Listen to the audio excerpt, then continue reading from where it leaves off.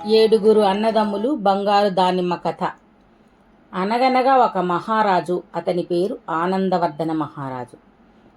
ఒకనాడు మహారాజు అలా వెళుతూ ఉండగా ఒక అద్భుతమైన తోట కాంతితో వెలుగుతూ ఉంది. మహారాజు దగ్గరగా వెళ్ళేసరికి భయంకర సర్పం, భయంకరమైన పులి, భయంకర రాక్షసుడు కనిపించి తరిమారు. ఎలాగో ఒకలా తప్పించుకొని తోటలోకి వెళ్ళి చూశాడు. ఒకవైపు బంగారు దానిమ్మ, మరి ఒకవైపు వెండి దానిమ్మ చెట్లు ఉన్నాయి.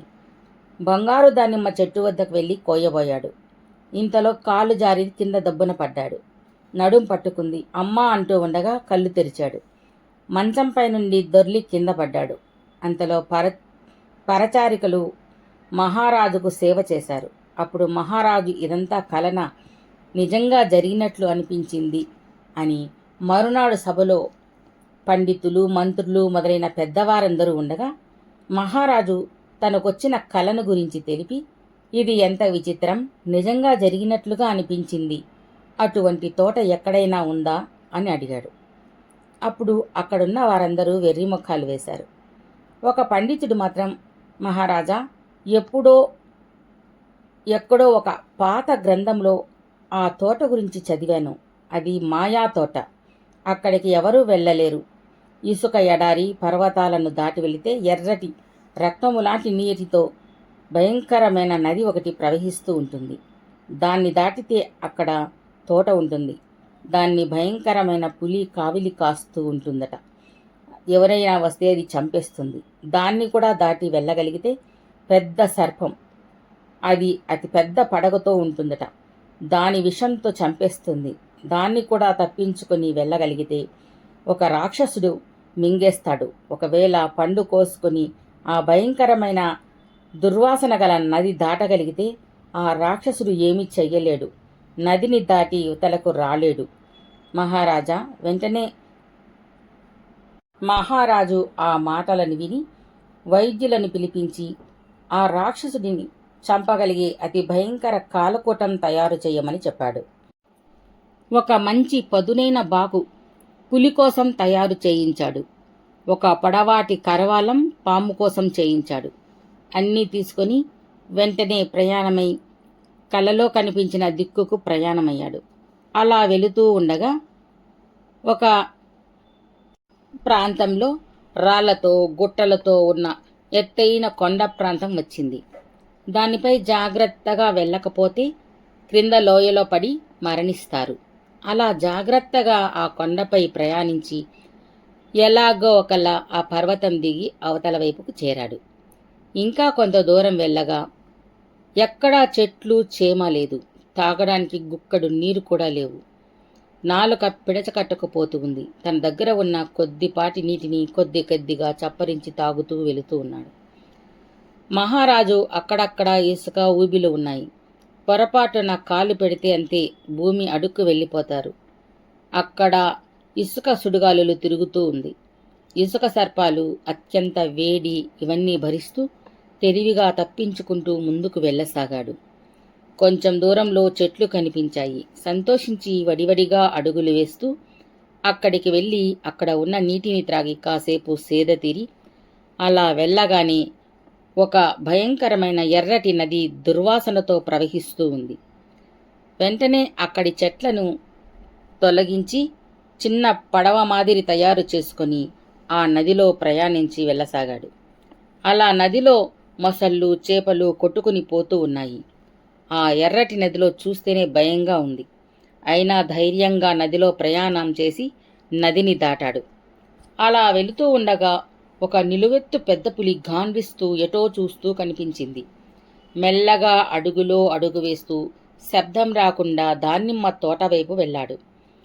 పులి పసిగట్టింది. భయంకరంగా గాండ్రించింది. చెట్లపై ఉన్న పక్షులన్నీ భయంతో ఎగిరిపోయాయి. పులి పంజా విదిలించింది. మహారాజు పైకి దుముకుతూ వచ్చింది. మహారాజు కూడా ధైర్యంగా దాని పంజా దెబ్బ నుండి తప్పించుకుని వీరోచితంగా పోరాడి తన వద్ద ఉన్న పదునైన విషం పూసిన బాకుతో దాన్ని కడుపులో పొడిచాడు. పులి దిక్కులు పిక్కెటిల్లేలా గర్జించి క్రిందపడి మరణించింది. మహారాజు సంతోషించాడు. బాగా అలసిపోయాడు. కాసేపు అక్కడ ఉండి తిరిగి వెళ్ళాడు. తోట ద్వారం వద్ద 20 అడుగుల విషసర్పం నోట్లో నుండి నిప్పులు కక్కుతూ ఉంది. ఎవరైనా ఎదుటకు వస్తే మాడి మసైపోతారు. ఇప్పుడు ఎలా పాము కళ్ళబడకుండా వెళ్ళటం అని ఆలోచించాడు మహారాజు. పాము వెనకవైపు పెద్ద చెట్టు కొమ్మ ఒకటి ఉంది.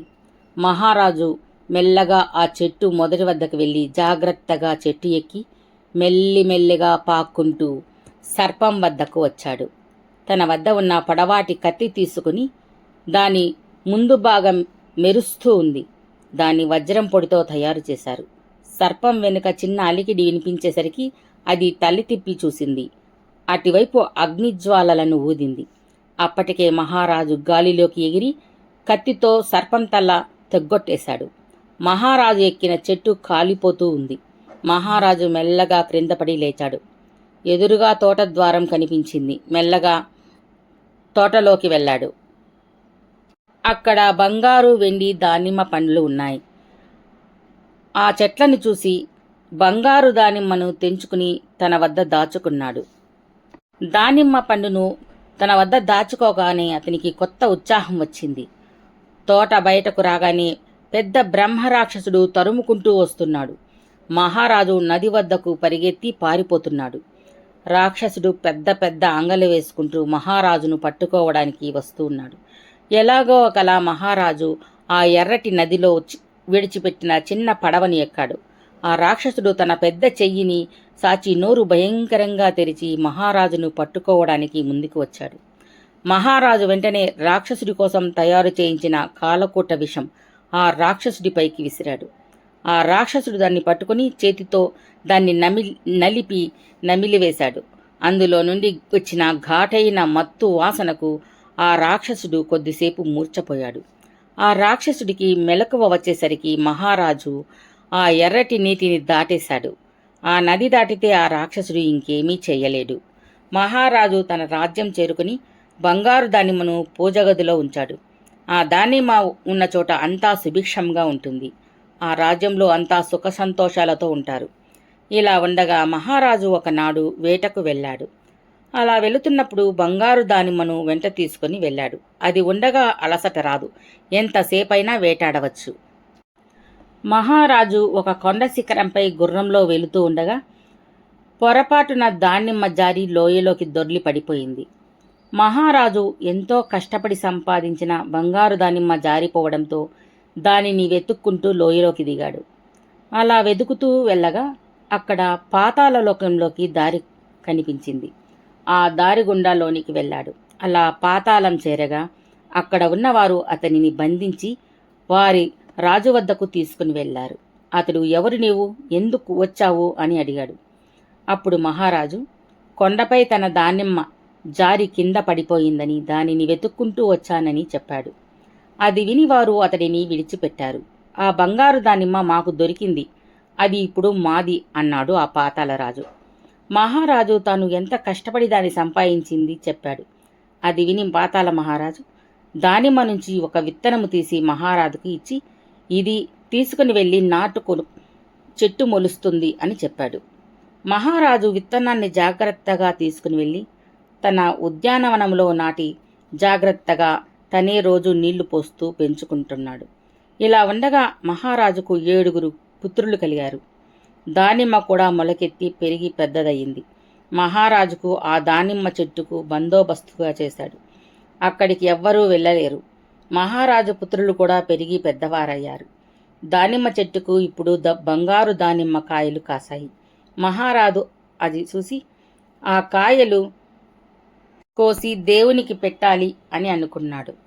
మరుసటి దినం పండిన దానిమ్మ పళ్ళను తీసుకురావడానికి వెళ్ళి చూస్తే ఆ పళ్ళు మాయమయ్యాయి. ఎవరో దాన్ని కోసుకున్నారు. మహారాజు ఎంత ఆలోచించినా ఎవరు ఆ పని చేశారో తెలియలేదు. అప్పుడు తన 7 కుమారులను పిలిపించి దానిమ్మ దొంగలను పట్టుకుంటే వారు కోరింది ఇస్తాను అని చెప్పాడు. సరేనని ఆ రోజు పెద్ద రాకుమారుడు 10 మందిని తీసుకొని దానిమ్మ తోటలో రాత్రంతా మేలుకోవాలని వెళ్ళాడు. జాగ్రత్తగా కావలి కాస్తూ ఉన్నాడు. అర్ధరాత్రి అయినది. ఆ చిమ్మ చీకట్లో ఆ తోటలో వెన్నెల పిండారుబోసినట్లుగా ఉంది. ఇంతలో గల్లు గల్లున మధురమైన మువ్వల ధ్వని వినిపించింది. అది ఏమిటా అని అనుకుంటూ ఉండగానే అలాగే అందరూ మత్తులోకి వెళ్ళిపోయారు. ఉదయం చూస్తే దానిమ్మకాయలు లేవు. మరుసటి రోజు రెండవ రాకుమారుడు కావిలిగా వెళ్ళాడు. అలా 5 రాకుమారులు కావిలిగా అర్ధరాత్రి గల్లు గల్లున శబ్దం రావటం, అందరూ మత్తు ఆవహించి అలా నిద్రపోయేవారు. ఉదయానికి దానిమ్మకాయలు మాయమయ్యేవి. చివరకు 7వ రాకుమారుడు వంతు వచ్చినది. అందరికన్నా చిన్నవాడు ఆ రోజు కావిలికి వెళ్ళాడు. అన్నల ద్వారా జరిగిన విషయం విని ఉన్నాడు. కావున ఒక చాకు, కొంచెం కారం, ఉప్పు పొట్లం కట్టుకుని తోటకు వెళ్ళి చెట్టు చాటున దాక్కుని చూస్తూ ఉన్నాడు. అర్ధరాత్రి అయినది. ఇంతలో గల్లు గల్లున మధురమైన ధ్వనితో తీయటి సువాసన చిన్న రాజకుమారుడు తగులుతూ ఉంది. రాకుమారుడికి మైకం వచ్చినట్లు తూగుతూ ఉన్నాడు. బాకుతో చేతికి ఘాటు పెట్టుకున్నాడు. ఉప్పు కారం దానిపై రాసుకున్నాడు. వెంటనే భగభగమంట అనిపించి నిద్ర మత్తు వదిలింది. నొప్పితో అలా చూస్తూ ఉండగా ఒక తెల్లని రెక్కల దేవతా అశ్వం ఒకటి తోటలో దిగింది. పండ్లు తినడానికి వెళుతూ ఉన్నది. చిన్న రాజకుమారుడు దానికి అడ్డుపడి, మా తోటలో పండ్లు దొంగతనం చేస్తున్నావా? నీ రెక్కలు తీసేస్తాను అని బెదిరించాడు. దానికి గుర్రం భయపడి, వద్దు, ఇంకెప్పుడూ రాను. నా తోక నుండి ఒక వెంట్రుకను తీసుకో. దాన్ని కాల్చినప్పుడు నేను వచ్చి నీకు సహాయం చేస్తాను. దయచేసి నన్ను వదిలిపెట్టు అని అంది. రోజూ 3 పండ్లు తింటున్నావు కదా అని అడిగాడు. లేదు, అలా కాదు, నేను తినేది ఒక్కటే. నా తరువాత నా చెల్లెళ్ళు కూడా వచ్చి తింటూ ఉంటారు అని చెప్పింది. రాజకుమారుడు ఆ గుర్రము తోక నుండి ఒక వెంట్రుకను లాక్కోగానే గుర్రం ఎగురుతూ వెళ్ళిపోయింది. మరి కాసేపటికి 2వ గుర్రం, 3వ గుర్రం కూడా వచ్చాయి. రాకుమారుడు వాటిని కూడా బెదిరించి వాటి నుండి కూడా 2 వెంట్రుకలను సంపాదించాడు. ఆ 3ంటిని జాగ్రత్తగా దాచుకున్నాడు. ఉదయం అందరూ తోటలో పండ్లు అలాగే ఉండటం చూశారు.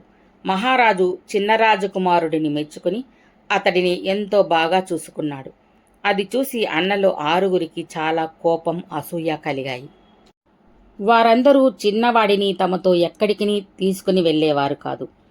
ఒకరోజు అన్నలందరూ అలా అడవిలో సెలయేళ్లను, ప్రకృతిని తిరగడానికి వెళ్ళారు. తమ్ముడు కూడా వారి వెంట వెళ్ళాడు. వారికి కోపం వచ్చి వాడిని పొమ్మని దూరంగా తోసేశారు. ఆకులతో కప్పబడి పక్కనే ఉన్న ఒక బావిలో పడిపోయాడు చిన్న రాజకుమారుడు. అన్నలందరూ అది చూసి అక్కడి నుండి పారిపోయారు. బావిలో పడిన చిన్న రాజకుమారుడు అలా నీళ్లల్లో మునిగిపోయాడు. కొద్ది దూరం నీళ్లల్లో మునిగిన తరువాత భూమిపై పడ్డాడు. అది ఒక మాయా రాక్షస నివాస ప్రాంతం. అది తెలియక అలా నడుస్తూ వెళ్ళగా ఒక విచిత్రమైన భవనం కనిపించింది. మెల్లగా లోనికి వెళ్ళాడు. అలా అన్ని గదులు చూస్తూ వెళుతూ ఉన్నాడు. ఒక పెద్ద గదిలో హంసతులికా తలపంపై ఒక అందమైన స్త్రీ పడుకొని ఉన్నది. కాని ఆమె తల మొండము నుండి వేరు చేసి కొంచెం దూరముగా పెట్టి ఉన్నారు. ఆమె పట్టు వస్త్రాలు, వజ్రాభరణాలు ధరించి ఉంది. ఆమె ఒక చేతిని ఇలా చాచి చూపుడు విరలితో దేనినో చూపిస్తూ ఉంది. చిన్న రాజకుమారుడు ఆమె వద్దకు వచ్చి చూశాడు. ఆమె చనిపోయినట్లుగా లేదు, నిద్రపోతున్నట్లుగా శ్వాస కూడా ఉంది. వెంటనే అతడు ఆమె తలను మొండెముకు అతికించాడు. కాని ఆ తల మళ్ళా వెనక్కు వెళ్ళింది. ఈమె ఎవరు, ఎలా తెలుసుకోవడం అని ఆమెను పరీక్షగా చూశాడు. ఆమె చూపుడు వేలుతో చూపిస్తున్న దిక్కుకు చూశాడు. అక్కడ ఒక పెద్ద అద్దం ఉంది. అక్కడికి వెళ్ళి వెతకసాగాడు. తిరిగి ఆమె వేలు ఎటు చూపిస్తుందోనని చూశాడు. ఆమె అద్దంకి ఉన్న అందమైన పువ్వును చూపిస్తూ ఉంది. రాజకుమారుడు ఆ పువ్వును చేతితో తగిలాడు. అది కదిలింది. వెంటనే దానిని గట్టిగా అదిమాడు. అప్పుడు ఆ అద్దం పక్కకు జరిగింది. అక్కడ ఒక చిన్న తలుపు కనిపించింది. అందులో నుండి వెళ్ళాడు. అక్కడ ఒక గదిలో ఒక బల్లపై ఒక బొమ్మ తల వేరు చేయబడి పెట్టబడి ఉంది. అరే, ఇది కూడా ఆ అందగెత్తలాగే ఉంది అని ఆ బొమ్మను, దాని తలను దగ్గరగా చేర్చి పెట్టగానే అది అతుక్కుంది. ముందు గదిలో సుందరి కూడా నిద్రలేచి ఆవలించి చుట్టూ చూసి, ఆ రాక్షసి ఈ సమయములో రాదే, ఎలా బ్రతికాను అని అనుకుంది. ఇంతలో రాకుమారుడు ముందు గదిలో ఏదో అలికిడి విని బయటకు వచ్చాడు. ఆ సుందర యువతి అతడిని రాక్షసుడే అని అనుకుని, ఈ రాక్షసుడు ముందుగా వచ్చాడే అని భయపడింది. రాజకుమారుడు, ఎవరు నీవు? ఇక్కడ ఎలా తలం దూరం కాబడి ఉన్నావు? నీవు మనిషివా లేక మాయావివా అని అడిగాడు. అప్పుడు ఆమె, నువ్వు ఎవరు, ఇక్కడికి ఎలా వచ్చావు అని అడిగింది. రాకుమారుడు జరిగింది చెప్పాడు. అప్పుడు ఆమె, నేను కూడా అవంతి రాజకుమార్తెను. ఒకనాడు తలస్నానం చేసి తల దువ్వుకుంటూ మేడపై నిల్చుకుని ఉండగా ఒక రాక్షసుడు ఆకాశ మార్గాన వెళ్తూ నన్ను చూశాడు. మోహించి ఎత్తుకుని వచ్చాడు. నా పేరు పద్మావతి అని చెప్పింది. నేను అతన్ని పెళ్లి చేసుకోవడానికి ఒప్పుకోలేదు. అందుకే బయటకు వెళ్ళేటప్పుడు తల వేరు చేసి వెళుతూ ఉంటాడు. నేను ఎవరైనా వచ్చి కాపాడుతారని నమ్మి ఆ బొమ్మ ఉన్న ప్రదేశాన్ని చూపుతూ పడుకుని ఉంటాను అని అంది. ఈరోజు నీ వల్ల నేను బ్రతికాను. అయితే రా పారిపోదాం అని అన్నాడు రాజకుమారుడు. ఆమె, వాడికి చాలా శక్తులున్నాయి. నేను గది దాటి రాలేను. వాడి ప్రాణాలు కూడా ఎక్కడో దాచాడట. వాడు చస్తే గాని నాకు విముక్తి రాదు. నీకు కూడా చాలా ప్రమాదం అని అంది. ఇద్దరూ కలిసి మాట్లాడుకుని ఒక ఉపాయం చేశారు. దానికి రాకుమారి పద్మావతి సరేనని ఒప్పుకుంది. రాక్షసి వచ్చే సమయం అవుతూ ఉంది. నీవు జాగ్రత్త అని అంది. రాకుమారుడు వెంటనే అద్దం వెనుక ద్వారంలోకి వెళ్ళి బొమ్మ తలం దూరంగా ఉంచాడు. ఇక్కడ రాకుమారి తల కూడా దూరంగా జరిగి ఆమె మంచం పైన తల వేరు చేయబడి పడుకొని ఉంది. చిన్న రాజకుమారుడు అద్దం తలుపులను ఎలా ఉన్నాయో అలాగా మూసిపెట్టి అక్కడ ఉన్న అటక ఎక్కి అక్కడ ఒక పెద్ద బాణ లాంటి దాన్ని తనపై కప్పుకుని గమ్మన ఒక మూల కూర్చున్నాడు. ఆ రాక్షసుడు మెల్లగా ఆ రాజకుమారి ఉన్న గదిలోకి వచ్చి చూశాడు. తరువాత అద్దం వెనుక ఉన్న తలుపును తెరిచి అక్కడ ఉన్న బొమ్మ తల కలిపాడు. ముందు గదిలో ఉన్న పద్మావతి కూడా అప్పుడే నిద్ర నుంచి లేచినట్లు రాక్షసుడిని చూసి ముఖం తిప్పుకుంది. ఆ రాక్షసుడు, సుందరి, ఇంకెంతకాలం ఎదురు చూడాలి? నాకు ఓపిక నశిస్తూ ఉన్నది అని అన్నాడు. పద్మావతి మెల్లగా తల తిప్పి, నాకు నిన్ను చూస్తే భయముగా ఉంది. నీవు మంచివాడివే, కానీ నన్ను ఇలా శిల్పంగా చేసి వెళుతున్నావు. నీవు ఎక్కడైనా ఎప్పుడైనా ఆపద సంభవిస్తే ఎలా? నా గతి ఏం కావాలి? నీకు చాలా మంది శత్రువులు కూడా ఉంటారు కదా. నాకు భయం, అందుకే అలా అన్నాను అని అంది. ఓసి పిచ్చిదానా, నాకు ఏమవుతుంది అని భయమా?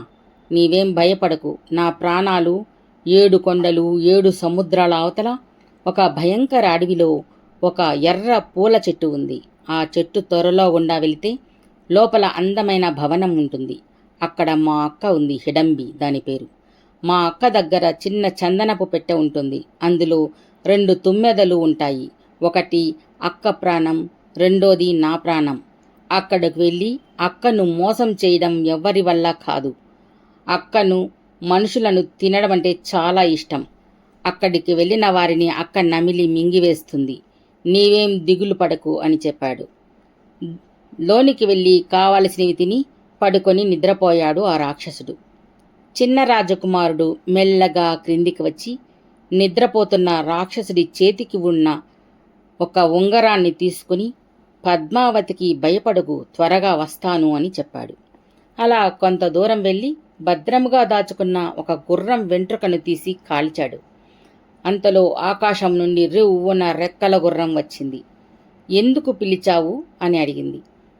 నీవు నన్ను 7 కొండలు 7 నదులు అవతల ఉన్న అడవిలోని ఎర్రని పూల చెట్టు వద్దకు తీసుకుని వెళ్ళి నా పని అయ్యేంతవరకు అక్కడనే ఉండాలి.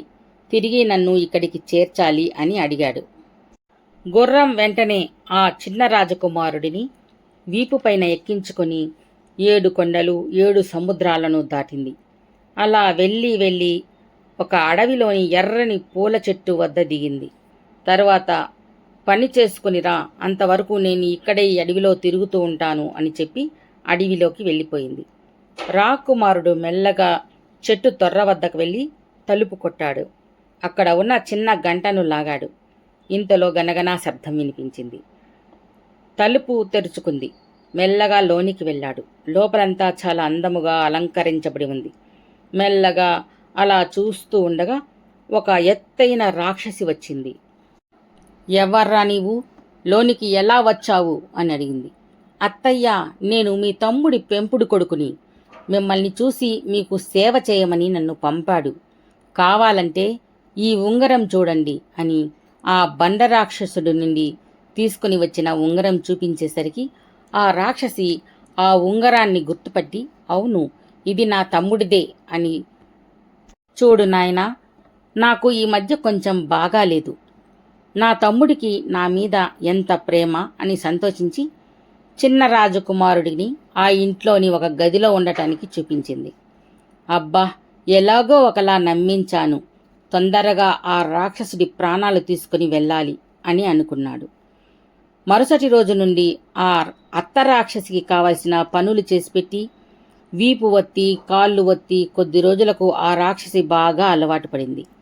ఇల్లంతా శుభ్రం చేస్తూ రోజు రాక్షసుడి ప్రాణాల కోసం వెతకసాగాడు.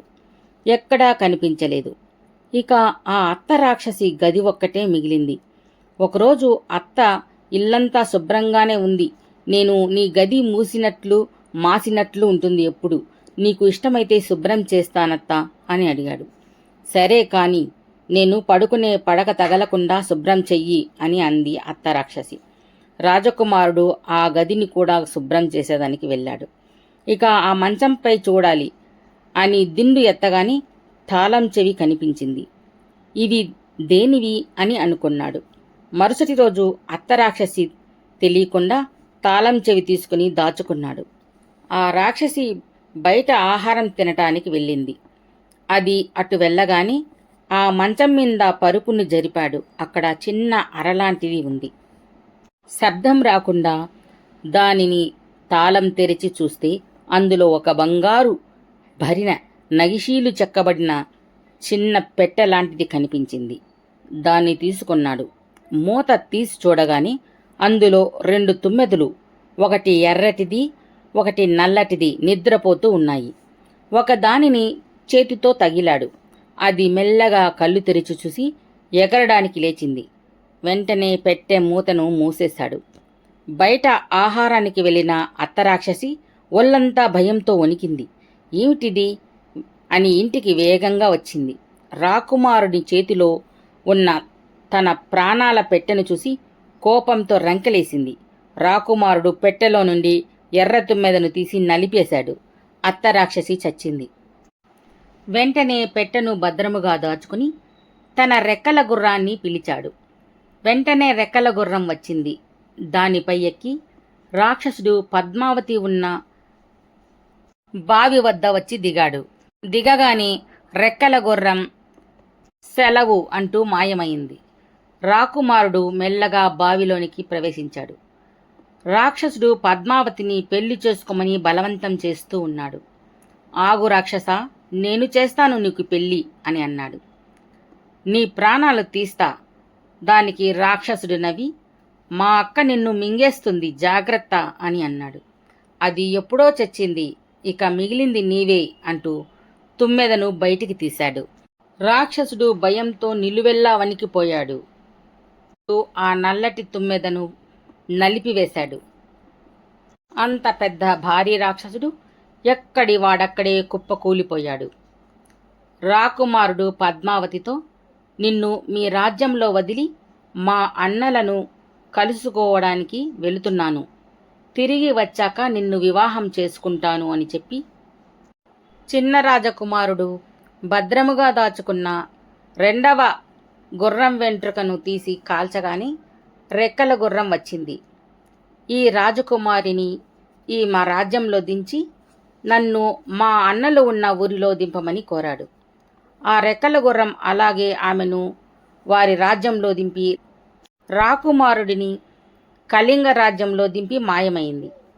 రాకుమారుడు తన అన్నలు అక్కడ ఉన్నారని వెళ్ళి వారిని కలుసుకున్నాడు. అన్నలందరూ వీడిని చూసి వీడింకా చావలేదా అని అసూయపడ్డారు. తరువాత సరేలే, ఇంటిలో వంట పని, ఇంటి పని మొదలైనవి చేయటానికి ఉపయోగపడతాడు అని చిన్న తమ్ముడితో పనులు చేయించుకునేవారు. ఇలా రోజులు గడుస్తూ ఉన్నాయి. ఇప్పుడు వీరుండే దేశ మహారాజుకు ఒక సౌందర్యవతి, గుణవతి, విద్యావతి అయిన కూతురు ఉంది. ఆ రాజకుమారి ఒక విచిత్రమైన స్వయంవరం ఏర్పాటు చేసింది. అది ఏమిటంటే, ఆ రాకుమారి స్వయంప్రభ. 7 అంతస్తుల వంటి స్తంభం పైన కూర్చొని ఉంటుంది. పక్కన వజ్రపు ఉంగరపు ఉంటుంది. ఎవరైనా వీరుడు ఎలాగైనా గుర్రంపైన కానీ పక్షిపైన కానీ ఎగురుతూ వచ్చి ఆ వజ్రపు ఉంగరాన్ని ఆ రాజకుమారి ఉంగరపు వేలుకు తొడగాలి. ఒకవేళ తొడగలేకపోతే ఆ రాకుమారికి వాళ్ళు బానిసలుగా ఉండాలి. వారికి వీపుపై బానిస ముద్ర వేస్తారు. వారంతా ఒక చోట వెనుక ఉన్న గుహలో బందీలుగా ఉంటారు. ఆ విధంగా ఆ స్వయంప్రభ అందానికి ఆమెను ఎలాగైనా పొందాలని అనేక దేశాల రాకుమారులు వీరులు తమ తమ గుర్రాలపై వచ్చారు. 7వ అంతస్తు వరకు ఎగిరారు, కానీ ఉంగరం ఆమె వేలికి పెట్టలేకపోయారు. ఈ విధంగా చిన్న రాకుమారుడు 6 అన్నలు కూడా స్వయంవరమును గెలుచుకోవాలని ఆశపడి వెళ్ళి స్వయంవరములో ఓడిపోయి బానిసలుగా పట్టుపడ్డారు. రాకుమారుడు అన్నలు వారమైనా తిరిగి రాలేదని, అన్నలు ఎక్కడికి వెళ్లారో అని వెదుకుతూ వెళ్ళాడు. అక్కడ స్వయంవరంలో ఓడిపోయారని తెలుసుకొని ఆ రాజకుమారునికి ఎంత అహంకారం! ఈ విధంగా స్వయంవరం పెట్టి అందరినీ బంధిస్తూ ఉంది. ఈమెకు ఎలాగైనా బుద్ధి చెప్పాలి అని అనుకున్నాడు. మరునాడు స్వయంవరం జరిగే సమయానికి వెళ్ళి చూశారు. కొందరు రాజకుమారులు వచ్చారు, కొందరు తిరిగి వెళ్ళిపోతున్నారు. కొందరు తమ గుర్రాలను పైకి ఎగిరించారు, వారి వల్ల కాలేదు, బానిసలుగా పట్టుబడ్డారు. చిన్న రాజకుమారుడు ఊరి బయటకు వెళ్ళి ఎవరూ చూడకుండా తన వద్ద దాచుకున్న 3వ గుర్రం వెంట్రుకను తీసి కాల్చాడు. 3వ రెక్కల గుర్రం వచ్చింది. నన్ను ఆ రత్నప్రభ ఉన్న 7వ అంతస్తు వరకు తీసుకుని వెళ్ళి మరలా నేను పెళ్లి చేసుకున్నప్పుడు కనిపించాలి అని అన్నాడు. ఆ గుర్రం సరేనంది. వెంటనే ఆ గుర్రం పైకి ఎక్కి ఆకాశంలో వేగంగా వచ్చాడు. ముఖానికి ముసుగు వేసుకుని ఉన్నాడు చిన్న రాజకుమారుడు. కళ్ళు మాత్రం కనిపిస్తూ ఉన్నాయి. 7వ అంతస్తు వరకు ఎగిరి వజ్రపు ఉంగరం స్వయంప్రభ ఉంగరపు వేలికి తొడిగాడు. స్వయంప్రభ అతడి ముఖం చూడలేకపోయింది, కానీ అతని వేలికి ఉన్న దెయ్యం ఉంగరం మరియు అతని అరచేతిలో ఉన్న నక్షత్రపు పుట్టుమచ్చను చూసింది. ఆమె చిరునవ్వు నవ్వి చూసేసరికి రాజకుమారుడు గుర్రంతో సహా వేగంగా మాయమైపోయాడు. గుర్రం వెళ్ళిపోయింది. చిన్న రాజకుమారుడు ఏమీ తెలియనట్లు ఇంట్లో ఉన్నాడు. ఇక్కడ రాజకుమారి తనకి ఉంగరం తొడిగి వరించిన వీరుడు ఎవరో తెలియక తన తండ్రితో రాజ్యం మొత్తం ఎక్కడ చూసినా విందు భోజనాలు పెట్టండి, ప్రతి ఒక్కరూ ముసలి చిన్నపిల్లలతో సహా అందరూ తప్పక అక్కడే తినాలి అని చెప్పింది. రాజభటులు అక్కడనే ఉండి అందరూ భోంచేసి చెయ్యి కడుక్కునేటప్పుడు వారి అరిచేతులలో మచ్చ చూడాలి అని చెప్పింది. రాజభటులు ప్రతి ఒక్కరి చేతిని బాగా గమనించారు. రాకుమారికి ఎవరికీ ఎటువంటి మచ్చ లేదు అని చెప్పారు. ఎవరినైనా చూడని వారు ఉన్నారేమో అని అడిగితే కొంతమంది చేతులకు దెబ్బలు తగిలిన వారు కొందరు ఉన్నారు, వారు కట్టుకొట్టుకొని ఉన్నారు, అందువల్ల వారు భోజనాలకు రాలేదు అని చెప్పారు. అయితే వారిని పట్టుకుని తీసుకుని రండి అని చెప్పింది. రాజభటులు వారినందరినీ తీసుకుని వచ్చారు, సభలో నిలిపారు. రాకుమారి, రాజుగారు, రాణిగారు సభలో కూర్చుని ఉన్నారు. సభలో అందరి సమక్షంలో రాజుగారు వైద్యులను పిలిపించి అందరి కట్లను విప్పి చూపిస్తున్నారు. చివరికి చిన్న రాజకుమారుడు వంతు వచ్చింది. ఏమైంది నీకు అని అడిగారు. చాకు తెగింది అని చెప్పాడు. చూపించమని బలవంతంగా కట్లు విప్పి చూశారు. లోపల ఏ దెబ్బ తగలలేదు. అరచేతిలో నక్షత్రం పుట్టుమచ్చ ఉంది. అది చూసిన యువరాణి కళ్ళు మెరిశాయి. ఇతడే నాన్న అని చెప్పింది. వెంటనే మహారాజు అతడిని భటులకు అప్పగించి అతడిని శుభ్రంగా తయారు చేసుకుని పిలుచుకుని రమ్మని పంపారు. కొద్దిసేపటి తర్వాత రాజదుస్తులతో వచ్చిన రాకుమారుడిని చూసి, ఎవరు నీవు? ఎందుకు వివాహం చేసుకోకుండా దాక్కున్నావు అని ప్రశ్నించారు. రాజకుమారుడు జరిగిన విషయాలు చెప్పి, నేను నా అన్నల కోసం ఈ విధంగా చేశాను. మా అన్నలు మీ వద్ద బందీలుగా ఉన్నారు. నేను ఈమెను ఎలా వివాహం చేసుకోను అని అడిగాడు. ఓడిన వారినందరినీ విడిచిపెట్టండి, అప్పుడే వివాహం చేసుకుంటాను అని అన్నాడు. అప్పుడు మహారాజు, నీవు అంత ఎత్తుకు ఎలా ఎగరగలిగావు? మాకు నిజం తెలియందే నీవే నిజముగా ఆ ఉంగరంను తొడిగావని మాకు నమ్మకము ఏమిటి? మచ్చను చూసి మేమెలా నమ్మగలం అని అడిగాడు. అప్పుడు రాజకుమారుడు, అలా అయితే ఈసారి రాకుమారిని అక్కడనే 7వ అంతస్తు పైన కూర్చోమనండి. అందరూ చూసేలా ఉంగరం మరీ తొడుగుతాను అని చెప్పాడు. మహారాజు మరుసటి రోజు దినం బందీలైన వారందరిని కూడా విడిచిపెట్టారు. అందరూ కూడా స్వయంవరానికి మరలి వచ్చారు.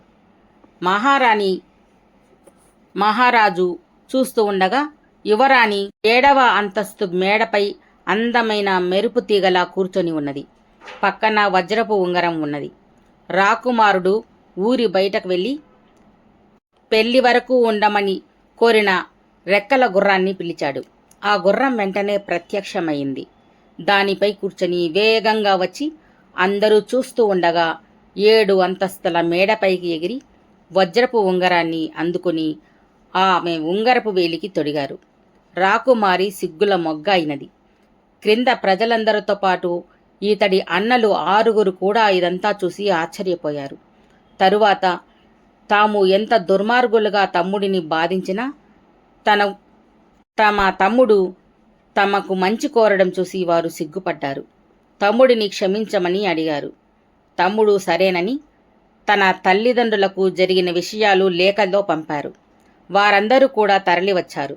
స్వయంప్రభను వివాహం చేసుకుని తిరిగి పద్మావతి రాజ్యానికి వెళ్ళి ఆమెను కూడా వివాహం చేసుకుని పెళ్లి వరకు ఉన్న రెక్కల గుర్రంపై భార్యలిద్దరినీ కూర్చోబెట్టుకుని తన తల్లిదండ్రుల రాజ్యానికి తిరిగి వెళ్ళాడు. తల్లిదండ్రుల వద్దకు వెళ్ళి వారి ఆశీర్వాదాలు తీసుకున్నాడు. తరువాత రాజ్యాన్ని అన్నలను చూసుకోమని చెప్పి తాను యుద్ధాలు చేస్తూ రాజ్యాన్ని ఎంతో బాగా అభివృద్ధి చేశాడు. చిన్న రెక్కల గుర్రం అతనితో స్నేహం చేసుకుని ఎప్పుడు పిలిచినా వస్తూ ఉండేది. ఈ విధంగా భార్యలు ఇద్దరిని, వారి దేశాలను, తండ్రి దేశాన్ని సుభిక్షంగా చూసుకుంటూ పిల్లా పాపలతో కలకాలం